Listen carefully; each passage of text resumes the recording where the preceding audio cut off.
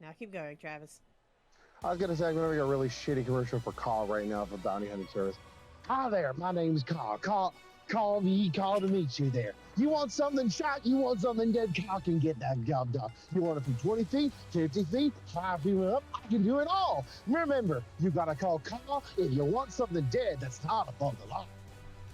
Yeah, that car commercial sound like that car commercial that goes, "Hey, fuck you, Baltimore! Come buy one of our shitty cars, you dumb bastards!" Hey, screw you, Maelstrom. Come see one of my dead bodies I'm selling for sale. I got them on a half party. Half a body, half a corpse, half a price. Oh, Carl should be a bounty hunter and an undertaker, so he gets paid on both ends. You don't know how close you are to what I'm about to do.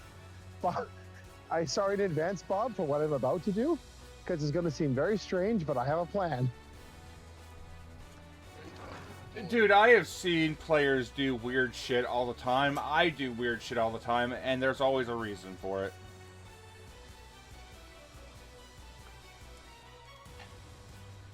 Oh, I've just done something in the Tamaroth General RP. Oh, speaking of Tamaroth, don't forget there, Squinto, your farmer boys. They're somewhere inside of Tamaroth. Yes, I know one of them survived one of the main ones that I gave a name to. Also, hashtag fuck Becky. Fuck Becky. Fuck She Becky. know. Ah, yes, Cornelius Morningdew. Praise the corn god.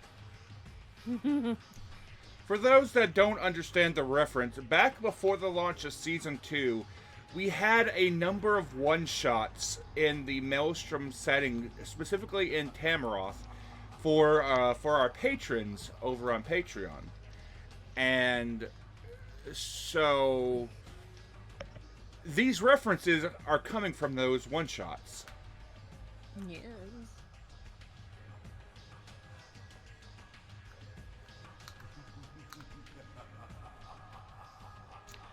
And Cornelius. Go ahead. as for Season 2, don't forget, folks, we are currently in the process of creating characters for Season 2. If you're interested in your character in being a part of Season 2, please check the Maelstrom Discord in the creation section for rules. And if you need to get if you need to start working with a workshopper, by all means, please. We have a few people that are willing to work with you to help bring your creation to life. Anybody want to make a dead bird? Anyone want to make a cowboy bird that says "Yee-caw" to people? Yeehaw! That's actually I was actually going to name him Yee-caw, but I was like, nah, that's a little too on the beak. So I was like, fine, I'll just call him Caw. His last name could be Leghorn.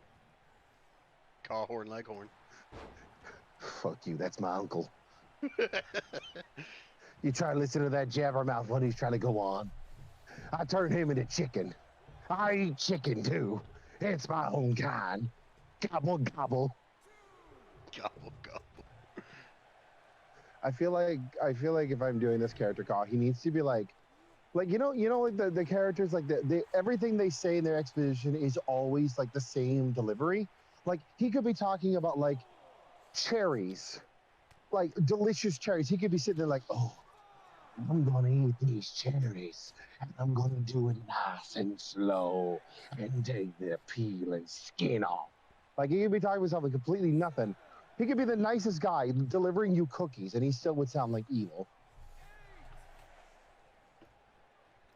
Oh, like the kind of like the stereotypical thing people do for Russians. They'll just say like "Good morning" in Russian and be like, "God, that's the most evil son of a bitch."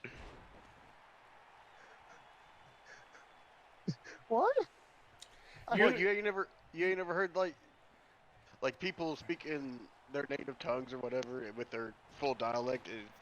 They might be trying to say like, "Hi, how's it going?" and it just sounds like, and to you who does not understand them, sounds evil. Yeah, that's okay. German. It might be Russian as well, but that is definitely German. Okay, I'm gonna tell you guys right now, you're half right. because I have a very fluent German grandfather, and a lot of the people I wrestled with in wrestling camps are from Russia, from Poland, Finland, all over the Eastern Europe and into Asia. Like a lot of those kids would come over to Canada and do wrestling gigs. I met a lot of these guys. You're not the reason why it comes up is because when some people who don't really know English language very well try to speak English language, they're speaking it from their where their dialect comes from their natural language, and it sounds like it just has that different kind of rhythm. My grandpa is that way. When he speaks, like you're right, it does sound imposing, but he's just saying like, "Oh, Travis, would you like to have some cookies?" And it's just like, Grandpa, you're scaring me, man. I'm like 5 years old. I get it from that perspective, but none of what I've heard him in his natural language. German sounds very pleasant. It does, but they got some words like the word, like everybody says ambulance, and there is this Krankenwagen, and it sounds like the most just fucking just like what It's the fuck is that? fantastic. What is that? Oh my god! It's a Krankenwagen. You crank the wagon, it takes you there. God, fucking Germany is it can be such a fucking cute language, though. My boyfriend, who for context is German, he taught me the word for bat, which is Fledermaus, which is a Fledermaus, flying yeah. mouse. Yeah, It's fucking hilarious. You would think that a lot of these languages that are like, especially like German is a great example of that. Like a lot of the way you break down the language, it's object thing or action thing. Like you look Which at is- French, like Yeah. sorry, French has that where like the word itself, like the way they break down the word. If you break down the identity of the word, it's like the red ball is like rouge ball. I forget the word for ball is, but like chapeau. To me, that's it. That sounds like something goes on top of your hat. It's like a cap.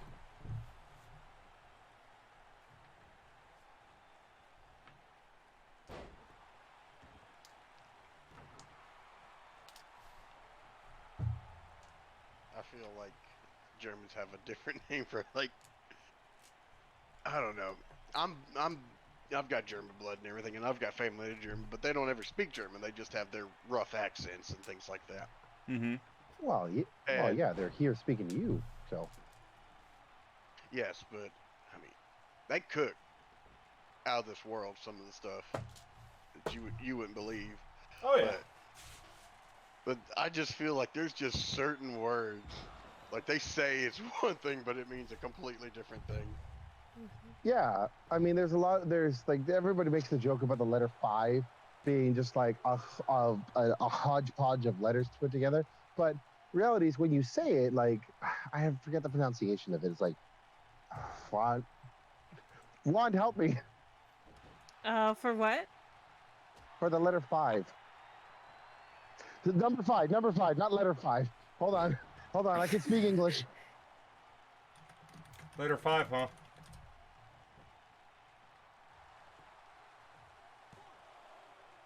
I don't need to speak in your fancy numbers there.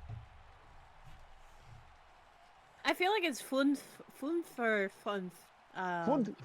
that's what it was. It's Funfer.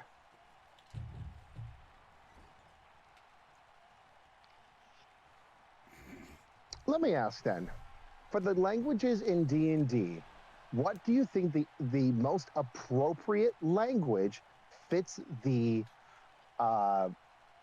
fantasy language of the choice? So like common, I mean, I would say it's English, but it could be something else.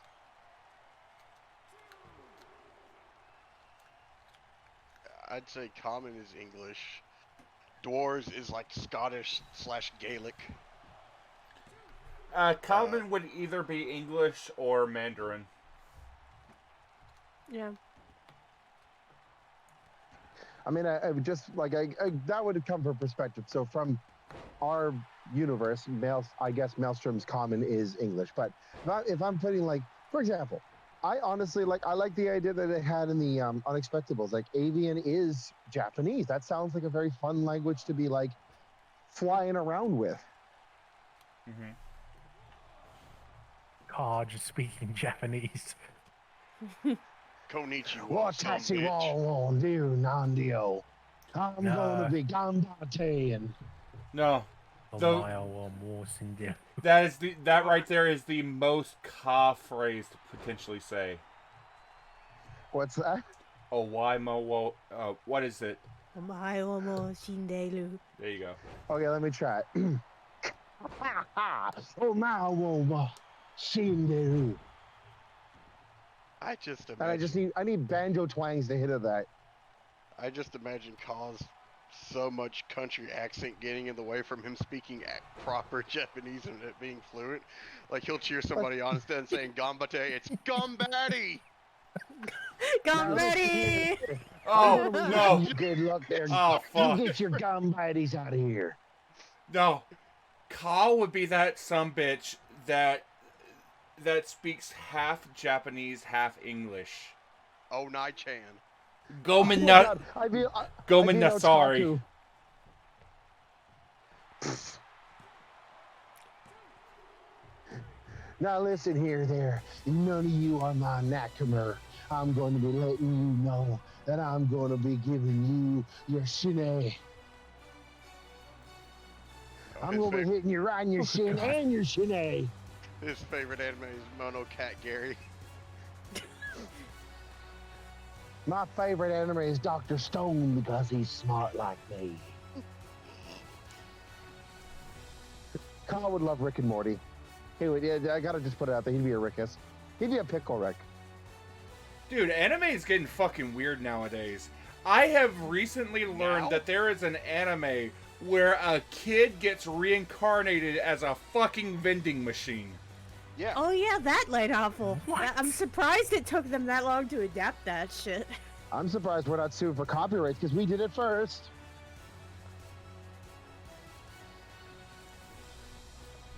Thankfully, the version that D&D is not just an isekai.